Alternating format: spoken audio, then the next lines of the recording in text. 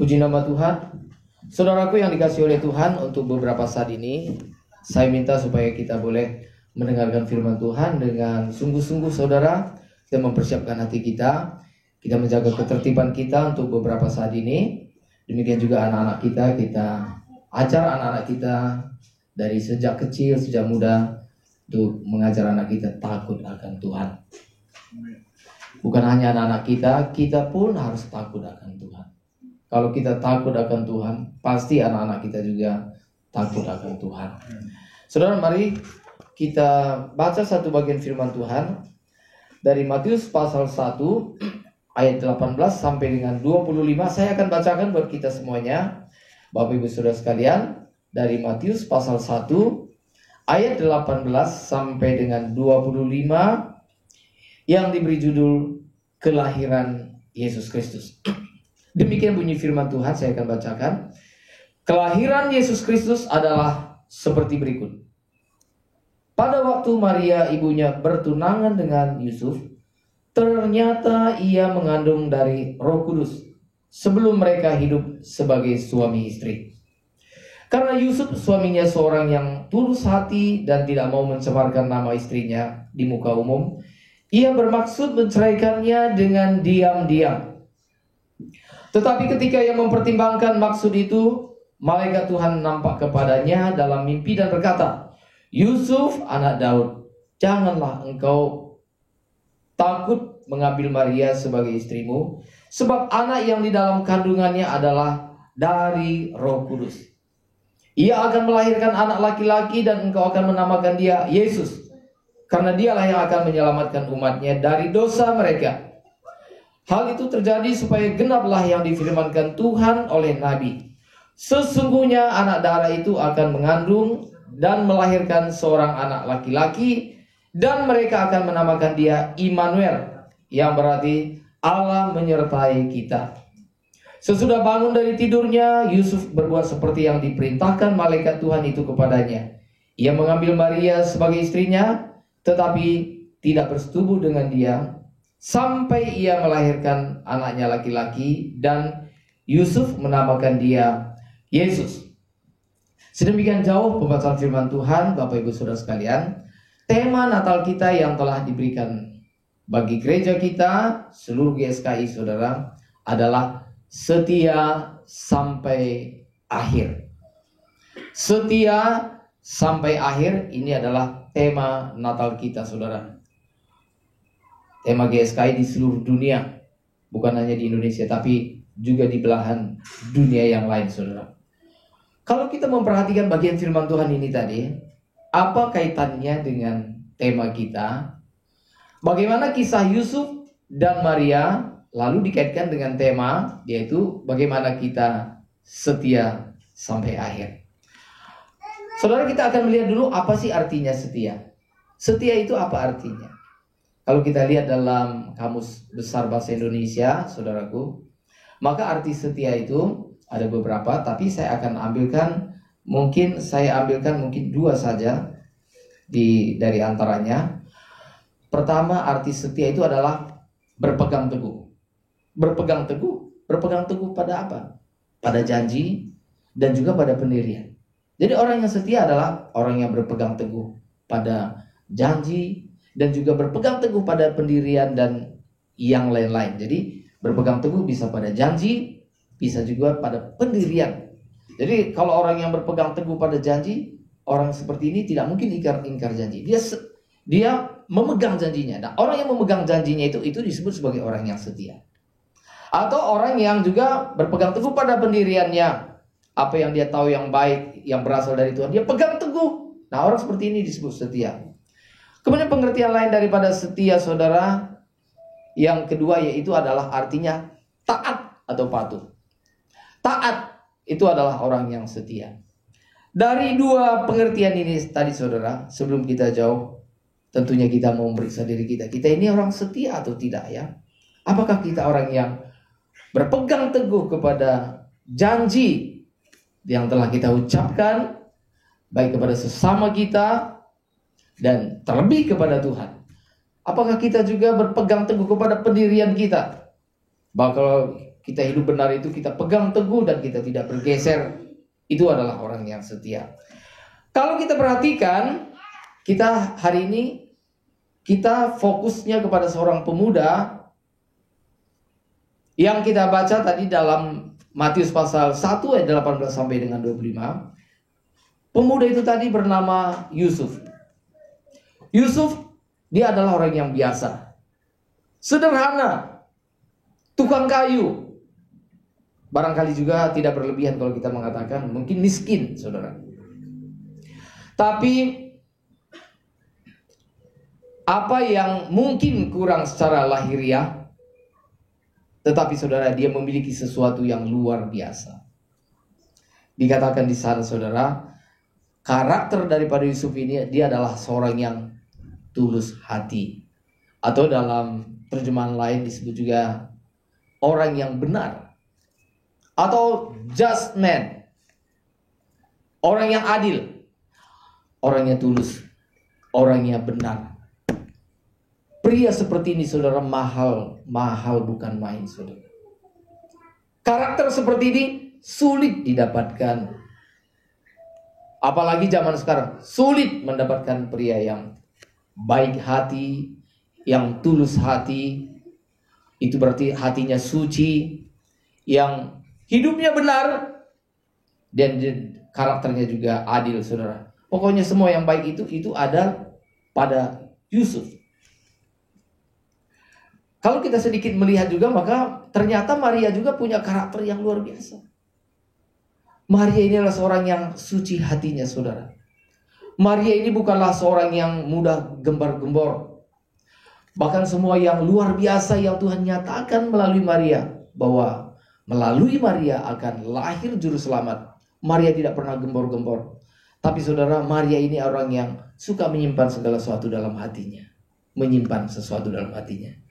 Kalau ibu-ibu yang menyimpan yang baik, apalagi itu menyangkut harga diri ibu-ibu, dan tidak perlu gembor-gembor, nah ibu-ibu lebih mirip dengan Maria.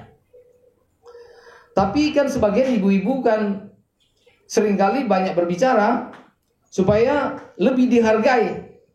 Tapi Maria tidak demikian. Maka di sini kita melihat, saudaraku yang dikasihi oleh Tuhan, betullah apa yang dikatakan oleh firman Tuhan, bahwa Yusuf dan Maria ini adalah pasangan yang seimbang. Itu yang pertama. Lalu saudara, Yusuf dan Maria ini orang yang tulus hatinya, orang yang suci hatinya, dan Allah di sorga. Dia akan menitipkan putranya yang tunggal untuk dilahirkan dan dibesarkan dalam keluarga. Dan Allah kita, saudara, bukanlah Allah yang sembarangan. Tetapi Allah menitipkan kepada keluarga yang juga hidupnya benar, hidupnya tulus, hidupnya yang takut akan Tuhan. Itulah sebabnya, maka Allah tidak sembarangan menitipkan, melakukan hal-hal yang besar kepada sembarang orang. Maka kalau hal itu adalah hal yang besar, maka Tuhan akan menitipkan atau mempercayakan kepada orang-orang yang dapat dipercaya. Saudara, kita melihat di sini, maka seperti yang tadi katakan, apa kaitannya dengan tema kita setia sampai akhir dengan karakter Yusuf ini, saudara? Pernahkah saudara memikirkan bahwa Maria akan mengandung dari Roh Kudus? Itu kabar itu pertama sekali yang menerima siapa? Maria, bukan Yusuf. Malaikat Gabriel datang kepada Maria, dan malaikat sebenarnya memuji Maria bahwa dia adalah wanita yang beruntung. Wanita yang beruntung sebab dia dipilih menjadi ibu dari juru selamat kita. Ibu daripada Tuhan kita. Maka saudara, ketika kira-kira mungkin 3 bulan dalam kandungan, ketika Maria berkunjung kepada sepupunya Elisabet. Elisabet adalah ibu daripada Yohanes Pembaptis. Maka ketika Maria berkunjung kepada Elisabet, Elisabet berkata begini, siapakah aku ini sehingga ibu Tuhanku datang mengunjungi aku? Elisabet merasa hidupnya, harga dirinya menjadi naik. Mengapa? Karena ibunya Tuhan sendiri yang datang mengunjungi dia. Tetapi kabar ini saudara, itu hanya baru didengar oleh Maria. Baru didengar oleh Maria. Dan setelah pemberitahuan daripada malaikat itu tadi saudara, Maria mengandung oleh kuasa Roh Kudus. Tapi Yusuf tidak mengerti. Ini mengapa nih? Tunangannya kok malah hamil. Dikatakan di sini saudara, Yusuf dan Maria itu masih bertunangan. Memang menurut budaya, tradisi orang Yahudi saudara, orang yang bertunangan itu memang sudah disebut sebagai suami istri. Tapi mereka memang tidak tinggal serumah. Tapi sudah disebut sebagai suami istri. Maka ketika mungkin kira-kira menjelang pernikahan itu tadi, dilihat oleh Yusuf, loh ini, kok ini, pasangan ini kok jadi berbeda. Perutnya sudah mulai buncit. Nah, lalu baru tahu Yusuf bahwa ternyata Maria tunangan ini tadi hamil, mengandung. Nah, saudara bisa bayangkan ya, saudara bisa bayangkan. Maka kalau misalnya orang yang sudah bertunangan, ternyata tunangannya itu tadi ternyata mengandung, ini pasti bukan karena dia, sehingga Yusuf itu saudara, dia kaget loh. Karena Yusuf tahu betul bahwa Yusuf tidak melakukan hal yang tidak pantas. Karena Yusuf itu adalah seorang yang tulus hati, dan Yusuf tahu betul bahwa dia tidak melakukannya. Tapi mengapa calon istrinya itu kok malah mengandung gitu saudara? Waduh, kita bisa dapat bayangkan ya, betapa kecewanya seorang pria, seorang pemuda yang begitu mencintai kekasihnya saudara, yang menantikan hari pernikahan, menantikan masa bulan madu, menantikan bersama-sama dan hidup sebagai suami istri dengan calon istrinya. Ternyata calon istrinya sudah mengandung. Waduh, ini saudara, ini adalah sesuatu yang sulit sekali dibayangkan saudara. Ini kekecewaan yang luar biasa sekali. Wah, ini tentunya sebagai pria yang normal saudara, ini pasti Yusufnya kecewa dan dia juga mungkin marah. Saudara bisa bayangkan. Tetapi dikatakan di sini kita melihat bahwa ternyata karakter Yusuf ini luar biasa. Karena dia seorang yang tulus hati. Sebenarnya Yusuf itu saudara, dalam kemarahan dia bisa mengadukan tunangannya itu, sehingga akibatnya apa saudara? Itu dianggap sebagai kesalahan yang besar. Dan kalau misalnya hamil di luar nikah, berarti itu melakukan persetubuhan bukan dengan suami, bukan dalam lingkup suami istri. Maka hukumnya apa saudara? Hukuman mati. Jadi kalau misalnya Yusuf melaporkan kejadian ini, maka Maria pertama selain dia malu, maka dia pun akan mendapat hukuman mati. Tetapi apa yang dilakukan oleh Yusuf saudara? Apa yang dilakukan oleh Yusuf? Katakan di sana bahwa Yusuf itu adalah seorang yang tulus hati dan tidak mau mencemarkan nama istrinya di muka umum. Kalau dia melaporkan hal ini, itu berarti mencemarkan istrinya. Disebut istrinya sekalipun mereka masih bertunangan. Dan Yusuf memikirkan, dia kecewa dan dia juga ya mungkin patah hati luar biasa. Dan dia juga mungkin secara naluri laki-laki pada umumnya, dia mau melaporkan istrinya saudara. Tetapi kemudian apa yang dilakukan oleh Yusuf? Yusuf dia bisa menguasai dirinya. Ya udah, kalau memang sudah begini, kalau ini yang terjadi denganku, ya udah, saya akan tinggalkan dia secara diam-diam. Mungkin dipanggil 1-2 saksi dan diceritakan kepada 2 atau 3 saksi ini tadi, ya udah cukup mereka saja yang mendengar. Jadi secara diam-diam. Bukan berarti bahwa Yusuf ini meninggalkan tanggung jawabnya, meninggalkan seperti itu saja. Ada prosedurnya, Bapak Ibu Saudara sekalian. Dan itu yang sedang dipikirkan oleh Yusuf. Saudara, tetapi ketika dia berpikir seperti itu, ketika dia mempertimbangkan maksud itu, malaikat Tuhan nampak kepadanya dalam mimpi. Kalau dalam mimpi itu berarti Yusuf posisinya apa? Sedang apa? Tidur. Mungkin dia stres, pusing, mikir-mikir, akhirnya ketiduran. Begitu ya. Aduh, gimana nih? Gimana? Akhirnya tertidur. Karena tertidur, nah disitulah malaikat Tuhan datang kepada Yusuf, membawa satu pesan kepadanya. Dia berkata, Yusuf anak Daud. Ini luar biasa saudara kalimat ini. Malaikat ini mengingatkan kepada Yusuf, Yusuf anak Daud. Yusuf ini seolah-olah malaikat Tuhan seolah-olah berkata kepada Yusuf, Yusuf, kamu memang miskin, kamu memang tukang kayu, tapi ingat, kamu ini siapa? Kamu anak Daud. Kamu adalah keturunan Raja Daud.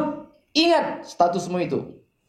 Saudara, kalau saya lebih dalam lagi, saudara, mungkin kadang saudara juga miskin, sederhana. Ingat, kamu adalah anak Allah. Amin. Kamu anak Allah. Maka Yusuf diingatkan, Yusuf anak Daud. Malaikat tidak mengatakan Yusuf tukang kayu, enggak. Tapi malaikat berkata kepada Yusuf anak Daud. Lalu apa? Jangan engkau takut mengambil Maria sebagai istrimu. Mengapa jangan takut? Sebab malaikat mengingatkan, anak yang dalam kandungannya itu bukan hasil perzinahan, bukan hasil percabulan, bukan hasil ketidaksetiaan Maria kepada kamu, tapi itu adalah pekerjaan daripada Roh Kudus. Nah, mengapa jangan takut? Kamu tidak terhina mengambil Maria itu sebagai istri kamu. Sekalipun mungkin selain daripada terhina, saudara, selain dari pikiran Yusuf tadi terhina, mungkin Yusuf juga sedikit minder juga. Mindernya begini, saudara. Mungkin Yusuf juga mendengar dari Elisabeth, dari sumber yang dapat dipercaya, bahwa ternyata mungkin setelah direnung-renungkan, mungkin terjadi progres dalam informasi. Oh, ternyata yang dikandung adalah juru selamat Tuhan. Mungkin Yusuf mulai berpikir, siapakah aku ini? Sehingga aku jadi ayahnya Tuhan. Yang benar. Enggak pantas. Waduh. Sehingga dia mungkin merasa minder kalau menikah dengan Maria. Tapi malaikat berkata, jangan takut mengambil Maria menjadi istrimu. Sebab bayi dalam kandungannya itu adalah dari Roh Kudus. Lalu dia mengatakan bahwa Maria akan melahirkan anak laki-laki dan engkau akan menamakan dia Yesus. Karena dialah yang akan menyelamatkan umatnya dari dosa. Yusuf mendapat pesan, pendapat penjelasan, pencerahan. Oh, ternyata istrinya, tunangannya itu tadi lahir bukan karena kejahatan. Mengandung bukan karena melakukan hubungan gelap dengan pria yang lain, tapi karena pekerjaan Roh Kudus. Waduh, luar biasa. Dan apa yang dilakukan oleh Yusuf? Dia taat kepada perintah malaikat itu tadi. Nah, saudara, ketaatan ini berbicara tentang setia. Tadi saya mengatakan bahwa salah satu arti kata setia adalah taat. Dan Yusuf tidak berbantah-bantahan dengan malaikat. Dia taat. Dia bangun dan dia segera melakukan apa yang diperintahkan oleh malaikat itu tadi. Saudara, kalau Yusuf menikah dengan Maria yang sudah mengandung, itu berarti juga, saudara, ada banyak hal, ada penyangkalan diri yang harus dilakukan, saudara. Sebab Maria ini dalam keadaan mengandung. Kemudian, saudara, tetapi Yusuf, dia sadar bahwa Yusuf dan Maria mendapat satu tugas yang begitu mulia, membawa misi daripada Tuhan Allah, bahwa melalui Yusuf dan Maria ini akan lahir juru selamat yang akan membebaskan manusia daripada dosa-dosanya. Dan saudara, Yusuf dia taat dan dia memegang teguh apa yang telah diikutinya, dan saudara, dia terus setia sampai kepada akhir hidupnya, saudara. Itu adalah Yusuf. Nah, saudara yang dikasihi oleh Tuhan, maka salah satu yang Tuhan minta kepada kita adalah supaya kita setia. Setia.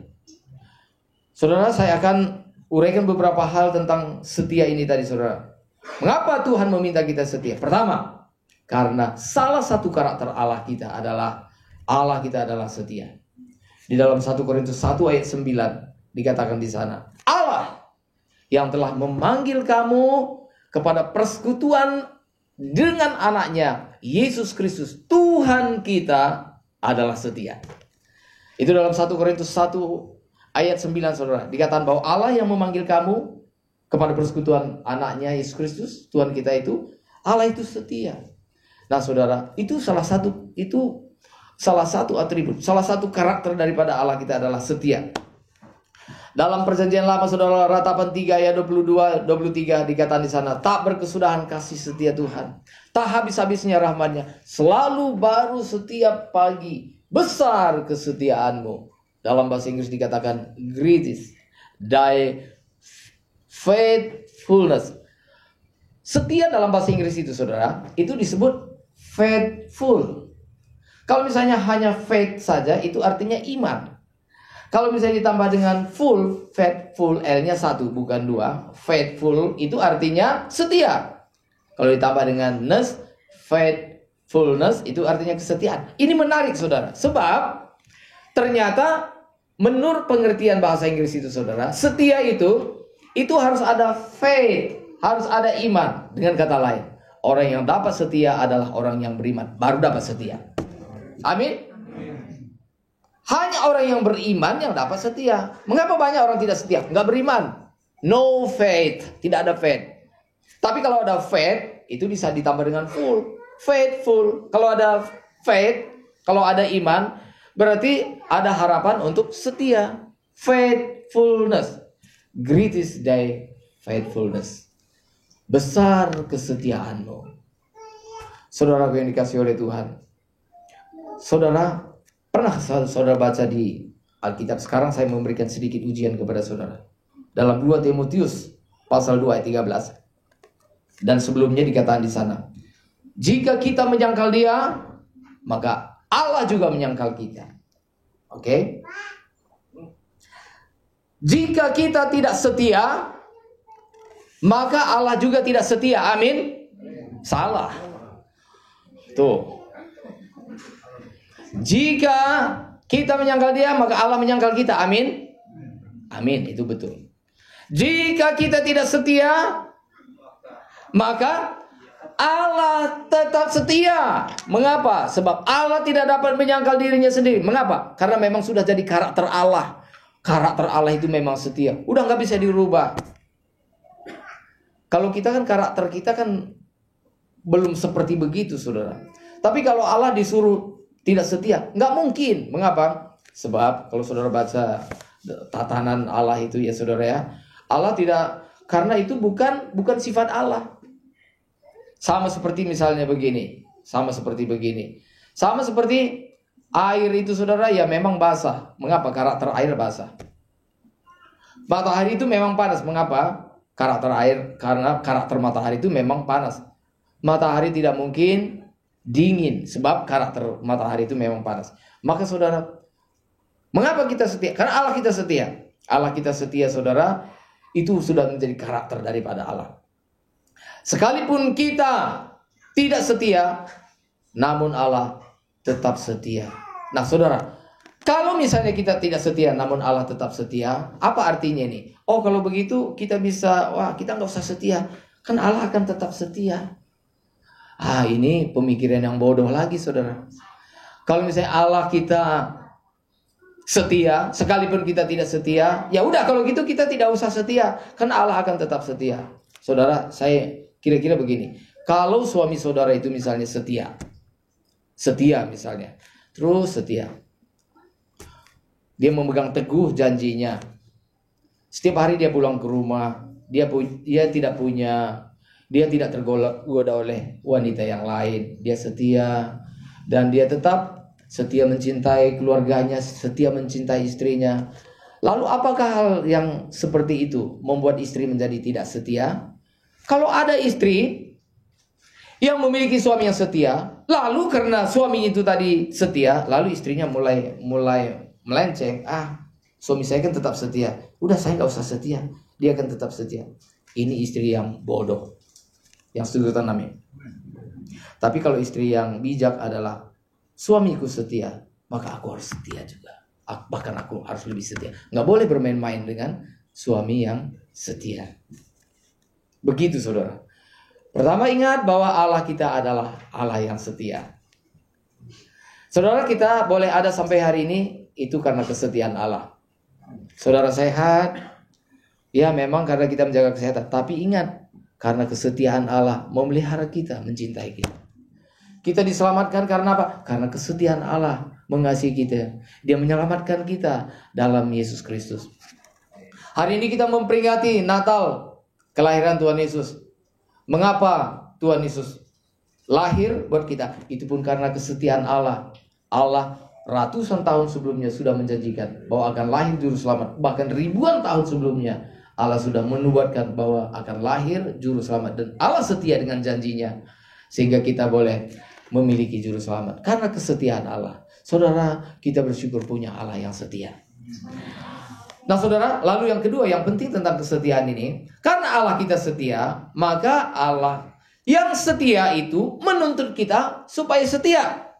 Saudara, Allah kita adalah yang setia. Karena Allah yang setia, maka Allah yang setia itu mau supaya kita setia. Sebab Allah adalah Bapa kita, maka Bapa dan anak harus mirip. Kalau Bapa adalah pribadi yang setia, maka anak juga harus setia. Baru sama saudara. Kalau Allah kita, kalau Bapa kita suci, maka kita sebagai anaknya, kita harus hidup suci. Dan salah satu karakter Allah adalah setia. Kalau Allah kita setia, maka supaya kita sinkron dengan Allah, Bapa kita, maka kita pun harus memiliki sifat yang setia.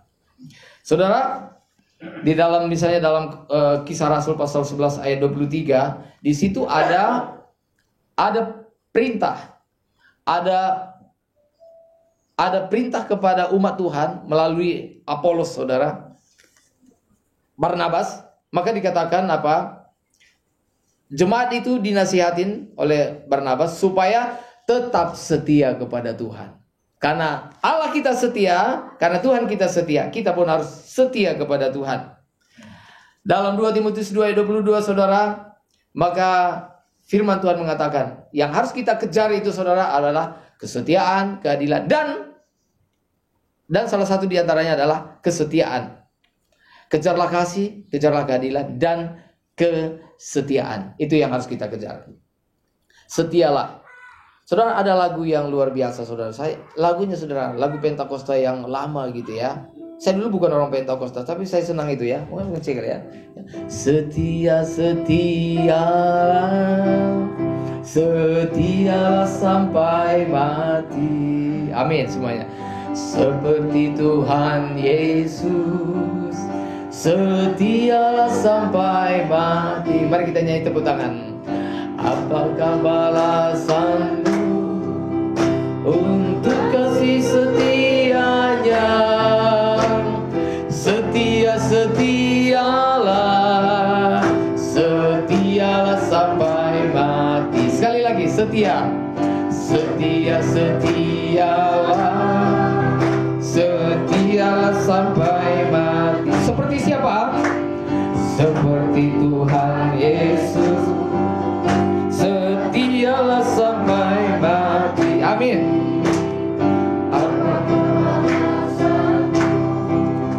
Untuk kasih setianya, setia, setialah, setialah sampai mati. Saya minta kaum wanita, amin, amin, ya.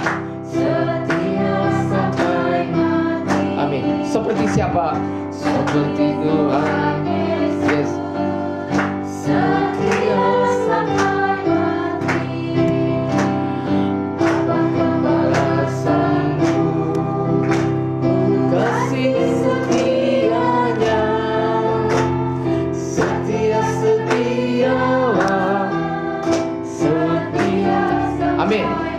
Pria saja, yang setia saja. Setia, setia.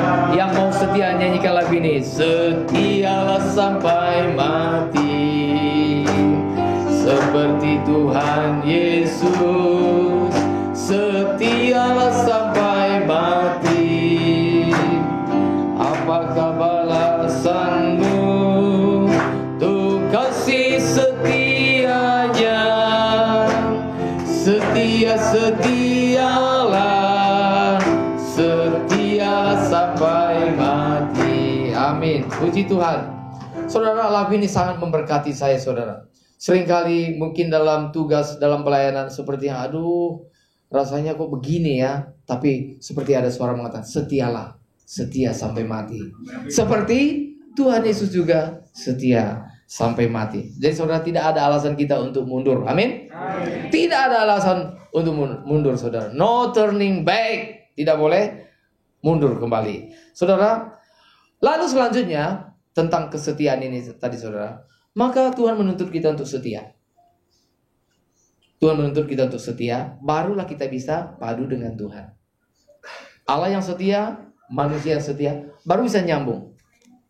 Lalu yang ketiga, saudara, maka orang yang tidak setia itu, saudara tahu, di mata Tuhan itu orang apa? Yang tidak setia, itu sama artinya dengan orang yang jahat di mata Tuhan. Orang yang jahat di mata Tuhan. Orang yang tidak setia itu jahat. Jahat, saudara. Saudara tidak usah membunuh orang lain, tidak usah melakukan kejahatan yang kelihatannya besar, nggak usah ledakkan bom. Saudara tidak setia kepada Tuhan. Saudara sudah cukup jahat di mata Tuhan. Sudah cukup jahat. Bukan hanya cukup, amat sangat jahat. Sebab orang yang jahat itu adalah, orang yang jahat itu dikatakan orang yang tidak setia. Beberapa kali Alkitab mengatakan, yang tidak setia itu adalah jahat di mata Tuhan. Yang tidak taat, yang tidak patuh, itu jahat di mata Tuhan. Saudara pernah mendengar satu perumpamaan bagaimana kerajaan sorga itu digambarkan sama seperti raja yang mau melakukan pesta untuk anaknya yang menikah. Maka dibagikan undangan. Lalu orang-orang yang menerima undangan ini tadi, saudara, mereka berdalih untuk datang ke pesta itu tadi. Mereka punya alasan. Mereka mengatakan, oh, saya ini baru beli ladang, harus saya lihat dulu gimana ladangnya itu letaknya di mana. Jadi saya tidak bisa datang ke pernikahannya. Yang lain lagi, mungkin kalau seperti sekarang ya, mungkin mereka ada yang baru beli rumah. Wah, jadi acara syukuran beli rumah. Mungkin ada yang baru beli mobil dan sebagainya. Dan mereka semuanya punya alasan, semua punya alasan tidak datang ke pesta pernikahan itu. Apa yang dilakukan oleh raja itu tadi, saudara? Mereka tidak datang ke pesta pernikahan. Lalu raja memerintahkan kepada pasukannya, habiskan yang tidak hadir. Kotanya dibakar, hancurkan semua. Mengapa? Sebab mereka tidak mau ikut dalam sukacita sang raja.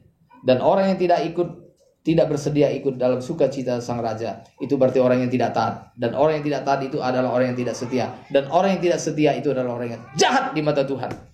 Jangan menjadi orang yang jahat di mata Tuhan, saudara.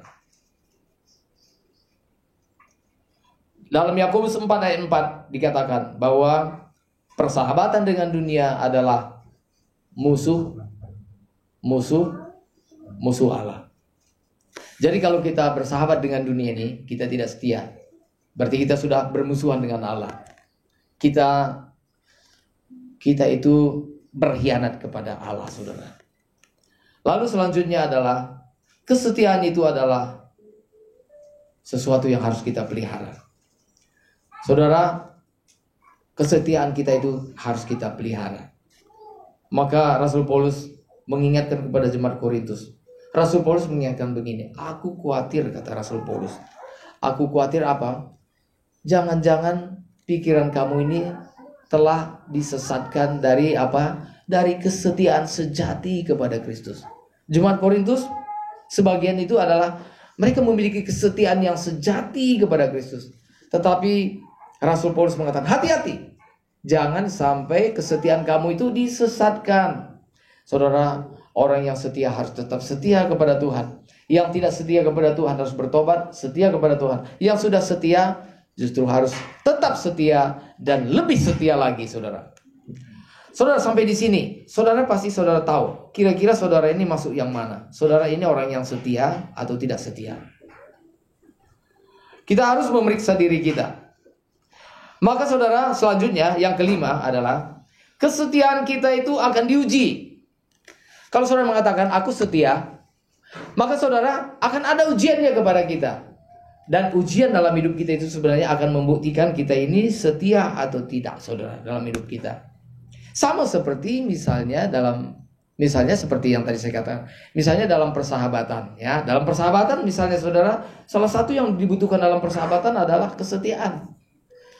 Maka kalau saudara pernah mendengar peribahasa dulu, saudara, kalau itu dulu ada pantunnya kan, misalnya kalau pantun itu ada sampirannya lalu ada isinya. Saya agak lupa sampirannya, tapi isinya begini. Kalau dapat kawan yang baru, terus apa? Kawan lama dilupakan, jangan gitu ya. Saya lupa sampirannya. Tapi isinya kalau ada sumber di ladang. Oh, gitu. Ya, kalau dapat teman yang baru itu kan ya. Ya. Jadi intinya gini, kalau dapat teman yang baru, teman yang lama itu jangan dilupakan. Nah, saudara, dalam hal ini pun kita sebagai anak-anak Tuhan harus setia. Kalau kita memiliki teman, saudara, kalau kita memiliki teman yang baik dari dulu, lalu saudara mendapat teman yang baru, lalu teman yang lama ini saudara buang, saudara tidak setia.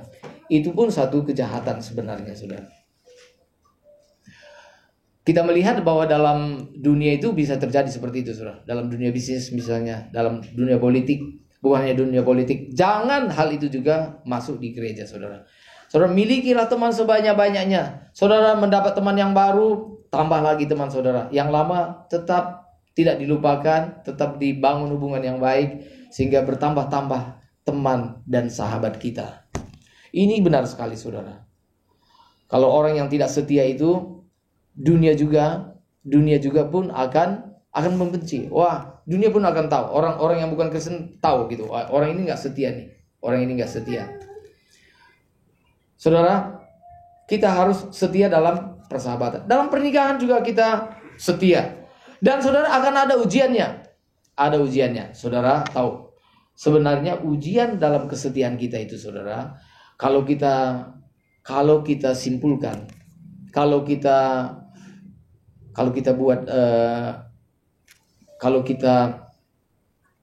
misalnya kita simpulkan itu, sebenarnya ada dua hal besar yang menjadi godaan atau ujian dalam persahabatan kita, dalam kesetiaan kita. Baik kesetiaan kita terhadap sesama, kepada pasangan, kepada sahabat-sahabat kita, maupun kesetiaan kita kepada Tuhan. Yaitu, saudara, apa ujiannya? Ujiannya dua. Pertama, satu adalah kesulitan hidup. Kesulitan hidup. Misalnya begini, saudara. Saudara punya sahabat. Sekarang sahabat saudara ini, katakanlah dulu dia misalnya katakan produktif, uangnya banyak. Dulu dia sering raktir saudara, dia peduli. Sekarang karena satu hal, dia mungkin ekonominya sudah jatuh, uangnya sudah tidak ada. Nah, di sini kesetiaan kita diuji, saudara. Kesetiaan kita diuji. Apakah kita masih tetap setia dengan sahabat seperti ini? Nah, di sini kesetiaan kita diuji. Kalau kita tetap mengasihi dia, menghargai dia, tetap menghormati dia seperti sedia kala, kita adalah orang yang setia. Demikian pun juga misalnya dalam rumah tangga juga begitu, Bapak Ibu Saudara sekalian. Ada istri-istri yang setia. Sekalipun suaminya sekarang misalnya mungkin tidak mendapat pekerjaan yang bagus, tapi istrinya tetap menghormati dia, tetap menyambut dengan baik, tidak bersungut-sungut. Nah, maka suami seperti ini sungguh-sungguh dia bersuka cita sekali. Karena apa? Karena dia melihat istrinya itu setia. Demikian pun misalnya, kalau misalnya suami misalnya, sekalipun istrinya, kalau dulu cantik, kalau dulu misalnya langsing, sekarang sudah langsung gitu ya, tapi dia tetap setia. Hatinya tidak mau dipikat oleh wanita yang lain. Amin. Nah, ini adalah tipe yang setia, tipe yang setia. Tidak beralih ke hati yang lain, saudara. Amin. Nah, ini juga yang dilakukan oleh Yusuf. Dia setia dengan pasangannya. Demikian pun kesetiaan kita kepada Tuhan, saudara. Kesetiaan kita kepada Tuhan juga akan diuji hal ini tadi. Pertama, kesulitan hidup kita. Apakah dalam kesulitan kehidupan kita, masalah yang bertubi-tubi dalam hidup kita, sakit penyakit, lalu masalah ekonomi, masalah keuangan, masalah pekerjaan, masalah keluarga, macam-macam persoalan kita. Apakah kita tetap pegang teguh persahabatan kita dengan Tuhan? Kalau kita lakukan itu, kita adalah orang yang setia. Tapi banyak orang yang mundur. Waduh, katanya ikut Tuhan senang, ternyata nggak senang gitu ya. Katanya kalau ikut Tuhan ekonomi kita lancar, ternyata tidak lancar. Banyak orang kecewa. Wah, kalau Tuhan, bahkan ada orang berdoa begini, Tuhan kalau begini saya kecewa dengan Tuhan. Wah, saya dulu kalau saya mendengar orang misalnya gini, wah, dia mengatakan saya kecewa dengan Tuhan. Dulu saya menganggap orang seperti ini rohaninya udah hebat banget, dia bisa kecewa dengan Tuhan. Berarti orang ini udah akrab sekali dengan Tuhan gitu. Ya, saya ini siapa sih gitu ya. Kecewa apaan ya? Hubungan dengan Tuhan juga nggak dekat gitu ya. Kecewa apaan gitu ya. Nah saudara, tapi setelah saya renungkan, kalau orang mengatakan saya kecewa dengan Tuhan, ini orang seperti ini orang sakit ternyata saudara. Siapa kita sehingga kita harus kecewa dengan Tuhan? Sebenarnya yang paling pantas Tuhan kecewa dengan kita. Tapi Tuhan adalah pribadi yang setia. Banyak kali Tuhan mungkin kecewa dengan kita, tapi Tuhan tetap setia. Tuhan tidak buang kita. Mengapa? Kasihan Tuhan melihat kita. Tuhan menerima kita padanya, tapi kita seringkali juga sombong, lupa diri. Kita menganggap bahwa kita lebih hebat daripada yang lain. Jadi ujian pertama adalah kesulitan hidup. Yang kedua, ujian yang kedua, masalah kesetiaan. Ini saudara perhatikan. Di sini banyak orang jatuh, yaitu kenikmatan hidup. Banyak juga dulu orang begitu, sebelum punya kendaraan setia datang ke gereja. Ini contoh sederhana.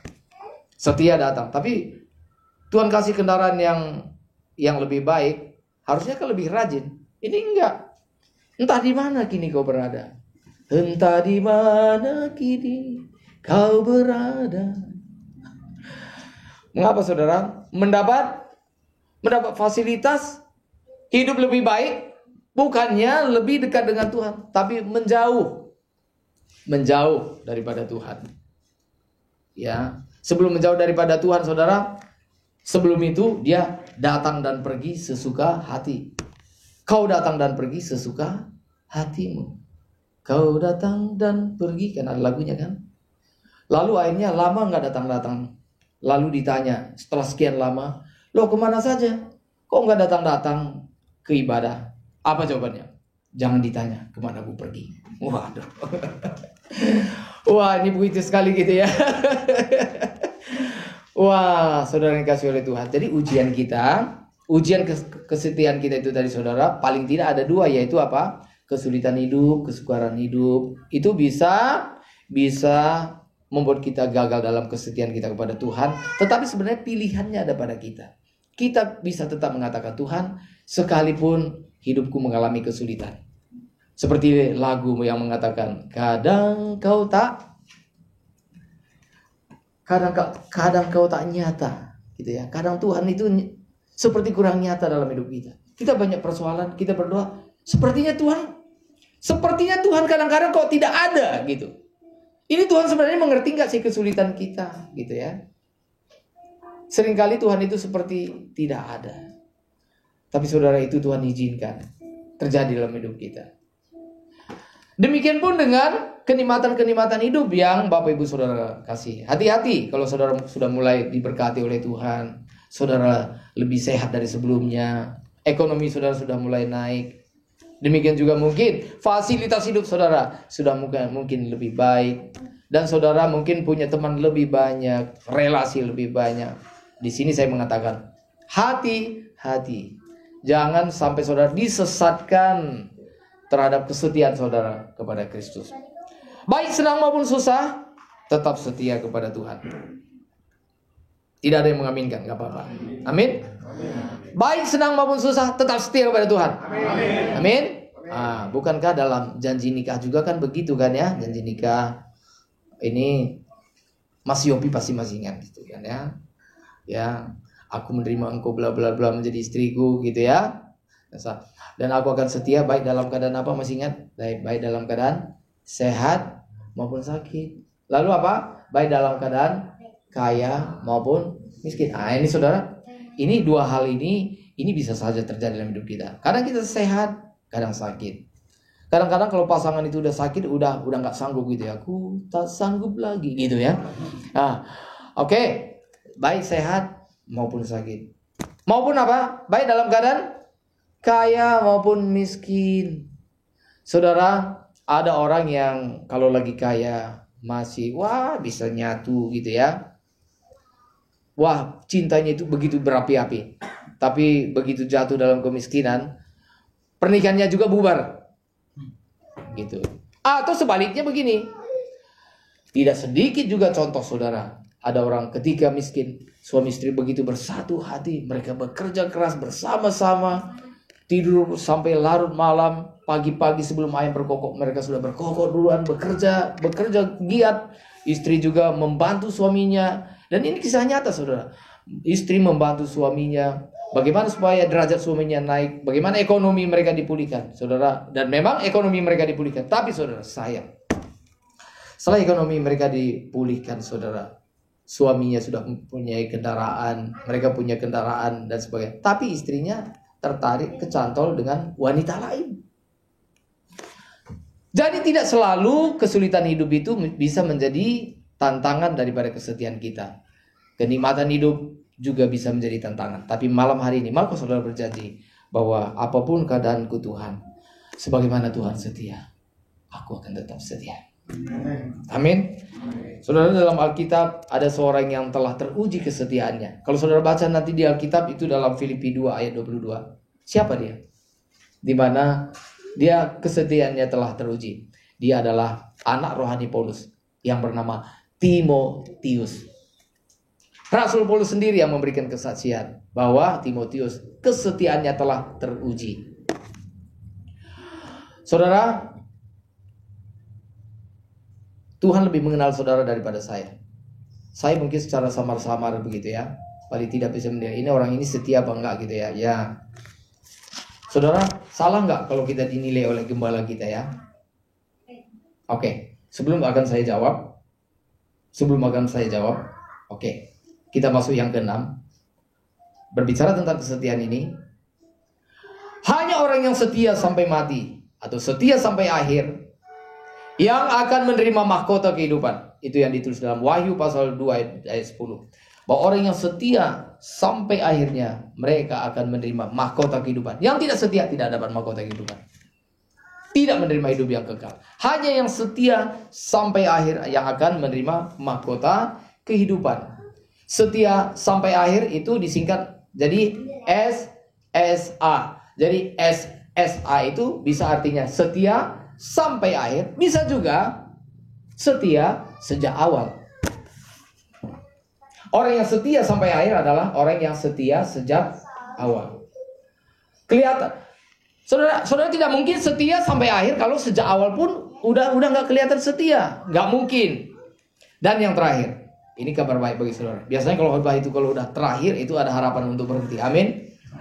Nah, kalau terakhir itu ada harapan, itu kabar sukacita ya. Yang terakhir, yang ketujuh, ya, yang ketujuh.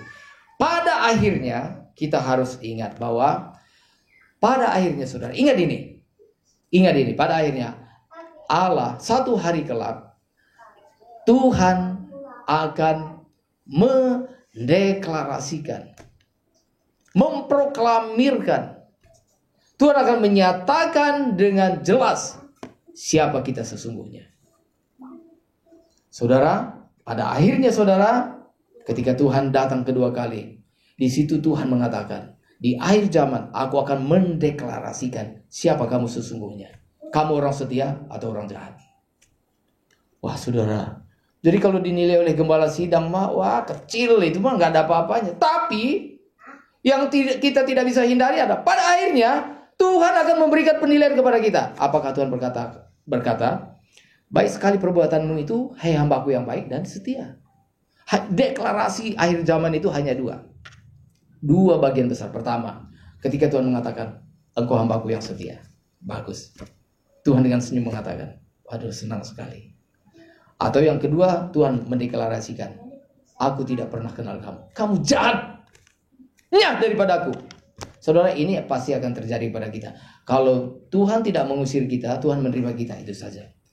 Pada akhirnya Tuhan akan menyatakan kita, Tuhan nanti akan mengambil keputusan, Tuhan nanti akan memutuskan, karena Tuhan itu adalah hakim yang adil, saudara.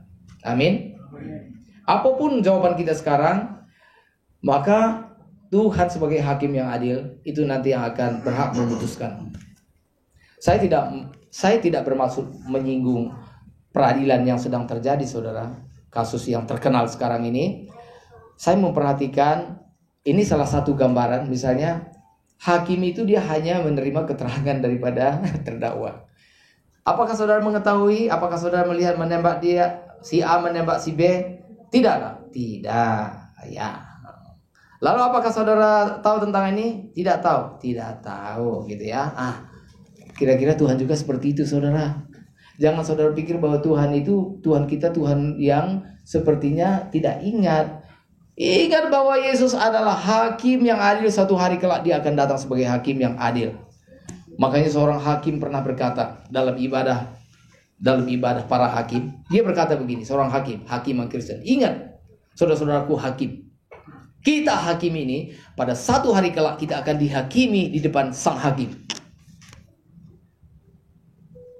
Jadi saudara yang dikasihi oleh Tuhan, kalau misalnya penghakiman di dunia ini orang yang tidak takut, itu belum endingnya saudara. Tapi saudara menghadapi penghakiman Tuhan Yesus, siapa dapat melawan saudara? Saya nggak ada lawan. Maka pada akhirnya saudara, ingatlah ini. Pada akhirnya Tuhan akan memberikan penilaian. Dan Tuhan akan mendeklarasikan siapa kita yang sesungguhnya. Karena itu saudara, betapa saya merindukan bahwa kita semua bersama-sama suatu hari kelak ketika kita berdiri di hadapan Tuhan, kalimat ini yang kita mau dengar. Baik sekali perbuatanmu, hai hambaku yang baik dan setia. Saudara mau mendengar itu? Kiranya Tuhan memberkati kita.